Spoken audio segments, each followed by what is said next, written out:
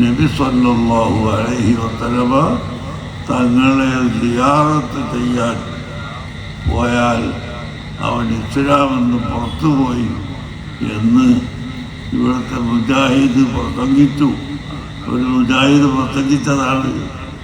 ഒരു കൊല്ലത്തിൽ 40 ലക്ഷം ആളുകൾ ഹജ്ജിന് പോകുന്നുണ്ടെങ്കിലും അതിൽ നിന്നൊരു 5 ലക്ഷം ആളുകൾ മാത്രമാണ് മുസ്ലിമായി മടങ്ങി വരുന്നത്.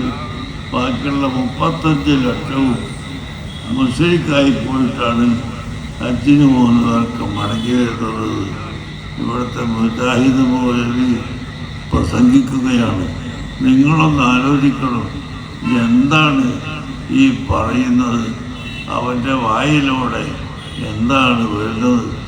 സയ്യിദുനാ റസൂലുള്ളാഹി സ്വല്ലല്ലാഹു അലൈഹി വസല്ലം തങ്ങളുടെ അടുക്കൽ പോയി അസ്സലാമു അലൈക യാ റസൂലല്ലാഹ് എന്ന് പറയുമ്പോഴേക്ക് അവൻ മുസ്ലിക്കായി ഇസ്ലാമെന്ന് പുറത്തുപോയി എന്ന് പറയുന്ന ഈ വിഭാഗം ഇസ്ലാമിൻ്റെ കഠിന വിരോധികളാണ്, ശത്രുക്കളാണ്, ഇസ്ലാമിനെ പറ്റി പഠിക്കാത്തവരാണ് എന്ന് നമ്മൾ മനസ്സിലാക്കി